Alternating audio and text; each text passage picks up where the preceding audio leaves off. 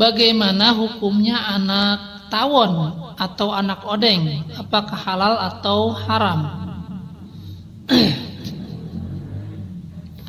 Begini ya, hukum asal makanan itu atau hewan, hukum asalnya adalah halal, semuanya boleh dimakan kecuali ada dalil yang mengharamkannya ya. Diterangkan di dalam kaidah al-aslu fil at'imah al-ibahah ya. Jadi hukum asal makanan itu hukum asalnya boleh ya, kecuali ada dalil yang mengharamkan. Nah, adapun pengharaman makanan atau pengharaman hewan itu ada pada 5 macam. Pertama, diharamkan hewan atau makanan itu karena ada larangan atau pengharaman di dalam Al-Quran dan di dalam hadis ya. Seperti contohnya bangkai, kemudian darah, kemudian daging babi, kemudian hewan yang disembelih dengan mengucapkan nama selain Allah.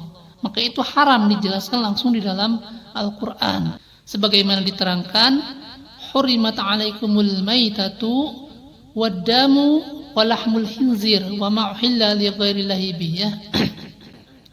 Kemudian makanan atau hewan yang diharamkan di dalam hadis seperti binatang buas yang mempunyai taring ya, sebagaimana diterangkan di dalam hadis, anna Rasulullah sallallahu alaihi wasallam qaal kullu zinabin minas sibai haramun. Rasul sallallahu alaihi wasallam bersabda, setiap binatang yang buas yang mempunyai taring maka haram hukumnya ya. Nah, jadi yang pertama, pengharaman binatang atau makanan karena diharamkan di dalam Al-Quran dan di dalam hadis ya. Kemudian yang kedua, yang menjadi haramnya binatang karena binatang tersebut dilarang untuk dibunuh ya. Nah, lebah ini atau tawon ini atau odeng, bahasa Sukabuminya odeng, anak odeng, itu diterangkan di dalam hadis dilarang untuk dibunuh ya. Sebagaimana diterangkan di dalam hadis yang diriwayatkan oleh Imam Ahmad yang bersumber dari Ibnu Abbas radhiyallahu anhuma, kata beliau, nahan Nabi sallallahu alaihi wasallam an qatli arba'in minad dawab, an-namlah wan nahlah wal hudhud was suradi. Kata Ibnu Abbas, sesungguhnya Nabi Muhammad sallallahu alaihi wasallam melarang membunuh 4 macam binatang. Yang pertama semut, yang kedua lebah. Nah, jadi lebah ini tidak boleh dibunuh. Kalau tidak boleh dibunuh, otomatis tidak boleh dimakan ya.